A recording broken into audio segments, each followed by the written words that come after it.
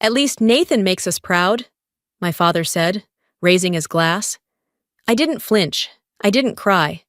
I just stood there, frozen in front of 200 guests, while he erased me with one sentence. My name is Eugenie. And that night, I learned something brutal. You don't have to scream to be humiliated. Sometimes silence cuts deeper than shame. The ballroom shimmered with money. Crystal chandeliers blinked above gold-trimmed linens, and every guest sparkled in tuxedos or gowns made to impress rather than move. A jazz quartet hummed somewhere behind the crowd, but all sound faded when my father lifted his glass. He didn't look at me when he said it. She didn't take after the family business, he said with a smirk, his voice carrying effortlessly across the marble floor. But at least she looks sharp in a uniform. The room chuckled. Not everyone, but enough to feel like thunder in my chest. I kept my posture. I didn't blink. I let the smile rest on my face like armor, while inside, something buckled, something that had learned long ago not to cry in public, especially not here, especially not in front of him. He turned back to my brother, Nathan, clapping him on the shoulder like a prize bull. Applause followed, scattered but eager, and Nathan dipped his head in mock humility. He was used to this, groomed for this. The heir to everything, the company, the name, the legacy. I, on the other hand, had returned only as a guest, or maybe as a symbol, a prop, something to fill the empty chair next to my mother, who said nothing and smiled too hard. Waiters glided past with champagne. A few guests gave me polite nods. One even winked, like it was all a joke I'd understand later.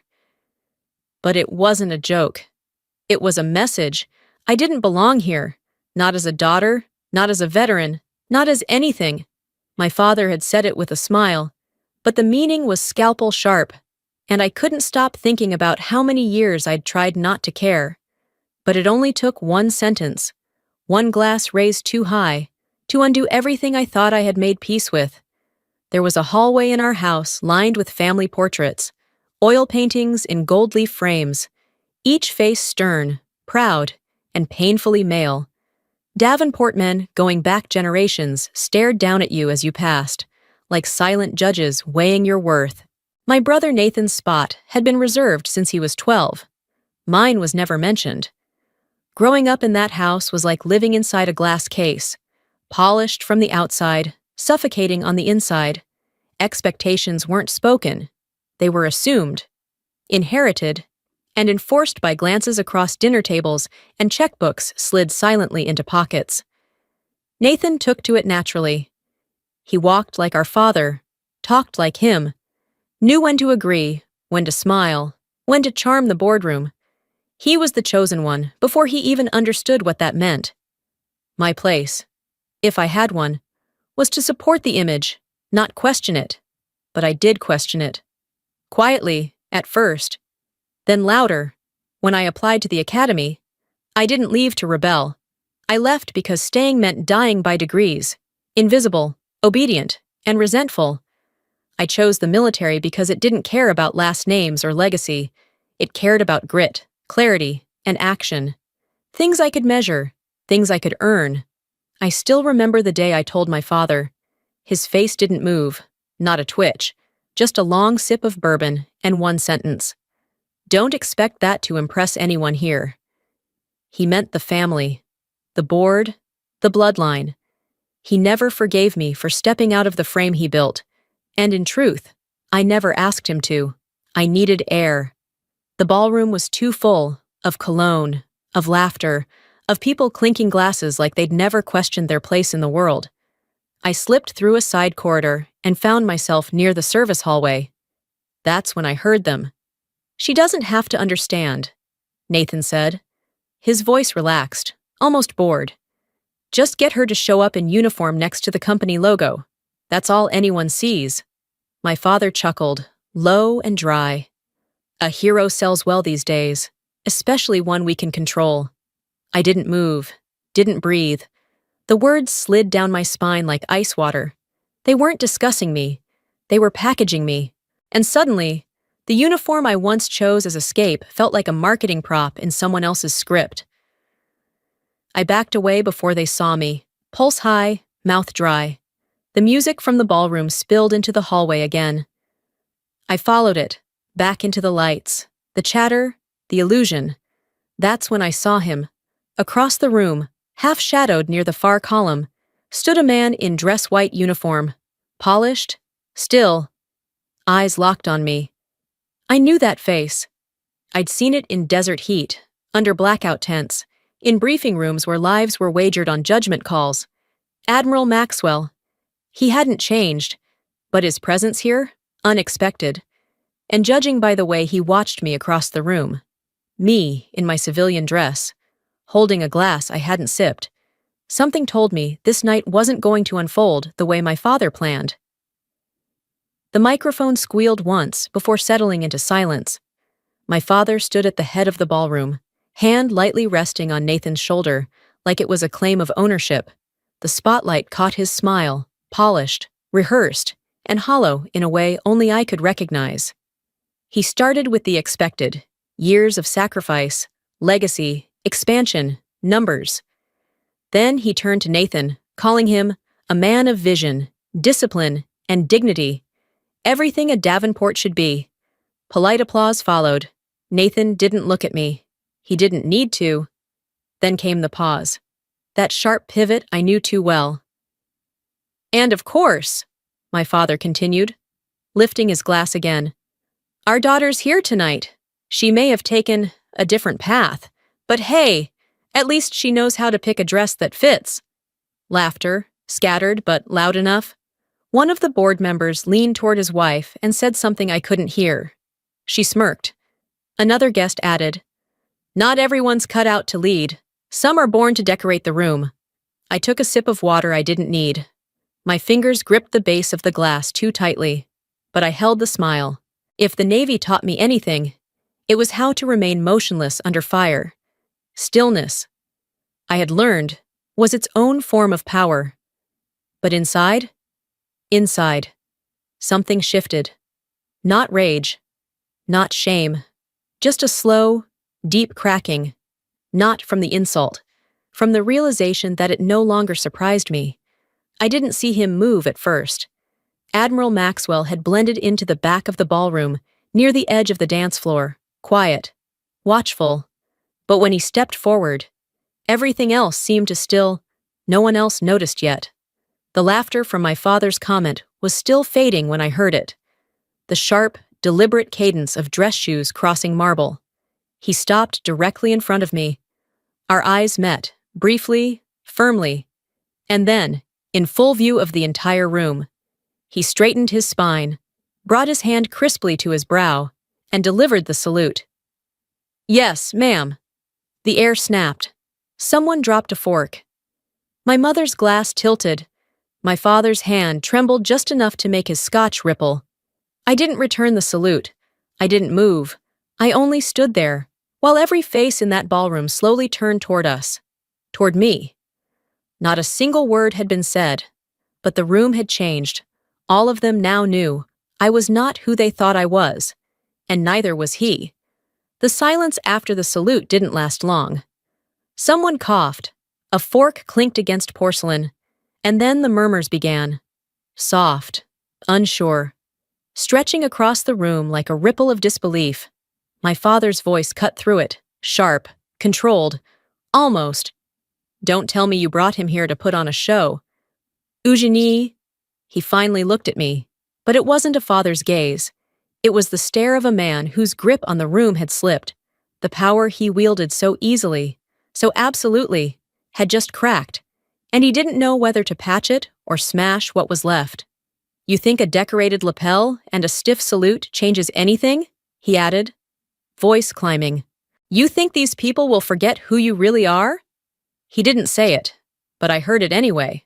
Ungrateful, unworthy, unchosen. Nathan stepped forward next, tone slick with half smiles. Let's not get carried away. Admiral or not, I'm sure there's more to this than a military reunion. A few guests chuckled, uneasily. My mother didn't move, and still, I said nothing. I didn't need to. The weight of Admiral Maxwell's presence was already louder than any defense I could give. He hadn't said a word since that salute. He didn't need to either. But my father, always used to having the final word, kept pushing, louder, thinner, more brittle. That's when I realized something that chilled me more than anything he said.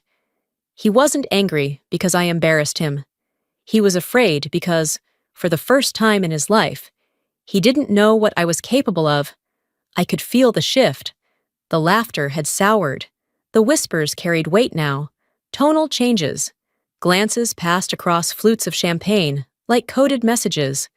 One of the board members leaned toward me and said, quietly, "Didn't expect you to drag the Navy into a family dinner." I didn't respond. I didn't need to. Nathan tried again, voice dipped in reason. "Look, I'm sure she's done some admirable things, but we all know how titles work in D.C. Favor here, connection there." And then, the clink of glass interrupted him. A tall man near the front of the ballroom set his drink down without a smile. He didn't raise it. He didn't clear his throat. He simply spoke. "I know exactly who she is." All eyes turned. A hush rolled through the room, like a wave pulling back from shore. The man stepped forward. "My name is Senator Cole Harrington. Last year, I reviewed an internal report marked Classified, Level 6. Her name was on the first page." He turned toward my father. "She led the tactical response to a cyber attack targeting the federal power grid. Had she not intervened, half the country would have gone dark in 72 hours. No water, no communication, no heat." His voice was flat, precise, devastating. "She doesn't need you to vouch for her," he finished, "because she already answered to something much bigger." There was no applause, just silence, dense, stunned, and irreversible. My father lowered his glass, and, for the first time that night, he sat down. The silence that followed the senator's words wasn't the awkward kind. It was reverent, like something sacred had just been said, and no one dared contaminate it with noise. I felt it before I saw it, the shift in the room, subtle but unmistakable. Eyes no longer glanced past me. They landed, lingered. A few guests nodded. One woman from the board stepped forward, as if to speak, then simply held my gaze with something close to apology. Then my father stood. His chair scraped against the marble, sharp and jarring. He didn't look shaken now. He looked cornered. "You think," he said slowly, voice thick with disdain, "that one report, one military man's salute, one senator's words, erases everything?" He took a step forward, pointing, not at me, but into the space I occupied, like I was an idea he refused to acknowledge. "You abandoned your family when we needed you most. You left your name behind. You walked away." There it was. Not rage, not disappointment, just the old wound speaking through clenched teeth, the one where I refused to become who he needed me to be. I could have matched him, could have reminded him of the years I'd been ignored, the condescension, the weight of his silence at every ceremony I'd earned, but I didn't. I just met his eyes and said, clearly, calmly, "I never needed your approval to serve this country." The words dropped into the air like polished steel. Somewhere behind me, a glass was set gently on a table. A guest exhaled. A fork stopped mid-air. My father stared for a second longer, then looked away. And this time, when he sat down, he didn't rise again. There was no gavel, no press release, no official announcement of who had won and who had lost. But everyone knew. It was in the way the room shifted, subtle, yet irreversible. The center of gravity had moved. It wasn't near the podium where my father stood earlier, or the table where Nathan held court with practiced ease. It was now around me, quiet, measured, undeniable. I wasn't the loudest person in the ballroom. I didn't command attention with flair or charm. But in the aftermath of truth, people began adjusting themselves to it, like a building settling after a tremor. A man from the acquisitions team, someone who had once patted Nathan on the back and barely made eye contact with me, approached. He didn't say much, just extended his hand with a weight I hadn't felt before. "Thank you for your service," he said simply. But the tone was different. It wasn't performative. It wasn't rehearsed. It was real. I nodded once and moved on, careful not to linger too long in any one interaction. I wasn't here to bask in anything, but I couldn't ignore it.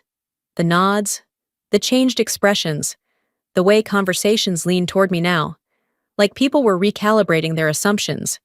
One older woman, a family friend I hadn't seen in over a decade, touched my arm gently and whispered, "They should have let you speak first tonight." Others didn't say a word, but they stood straighter when I passed, eyes softer than before. Some looked away, ashamed, perhaps, of how quickly they'd judged. I let them. I wasn't here for their guilt. Out of the corner of my eye, I saw Nathan watching me, still smiling, still trying to hold on to his version of the script. But his knuckles were pale where they gripped the stem of his wineglass. For once, no one was circling him. No one asked about next quarter's projections. He looked stranded. I didn't approach him. I didn't gloat. I just let the silence between us say what needed saying. Then Admiral Maxwell returned. His approach was slow, deliberate, not for effect, but out of respect. He extended his hand again, this time without ceremony, but with something even heavier behind it. "Proud doesn't even begin to cover it," he said. "And not just for what you did out there, but for how you stood here tonight." I shook his hand, not as his subordinate, not even as a fellow officer, but as someone he saw fully, without filters. His eyes said what few in the room could. "You don't have to prove anything anymore. Not to me, not to them." When he turned and left, I stood there a moment, letting the air settle, and that's when she stepped forward.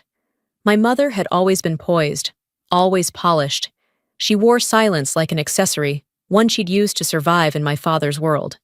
But tonight, she looked older, not tired, just unguarded. She didn't speak.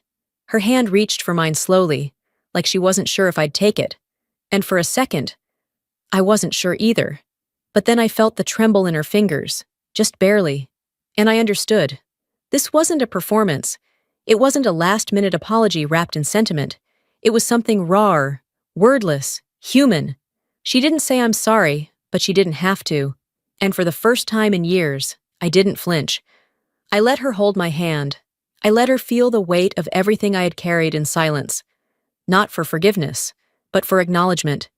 The music had shifted by then. Softer, slower. The chatter more careful now. No more jokes. No more polished declarations. No more pretending. Across the ballroom, I saw my father sitting alone. He wasn't speaking to anyone, not even Nathan. His glass was still half full, untouched. His back was straight, but his shoulders sagged in a way I had never seen. Not in meetings, not in boardrooms, not even at my brother's graduation. It wasn't defeat I saw in him. It was recognition. He had always taught me that dignity couldn't be seen, that it was invisible, fragile, and often useless in the face of power. But tonight, he learned that invisible doesn't mean it isn't real. Power had changed hands, not by force, not by design, but by presence, by truth. And I didn't need to be crowned to know I'd claimed something back. Not just their respect, but my place in the room, finally and fully.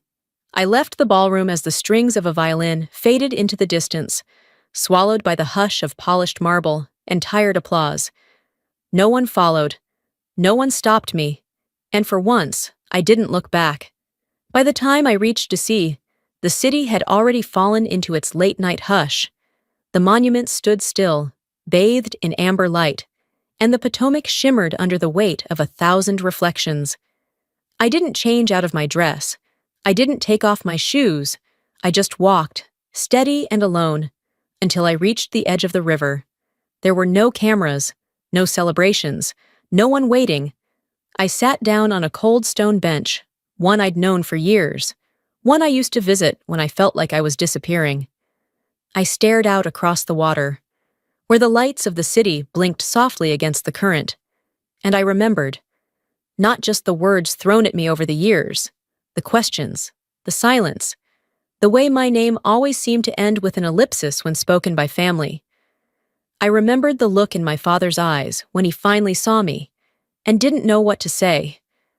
I remembered the salute, the weight of it, the clarity. And I smiled, not because it made things right, but because it made things clear. I didn't need redemption. I didn't need applause. I didn't need any of them to tell me I was enough, because for the first time, I wasn't holding my breath, and that, too, is a kind of freedom.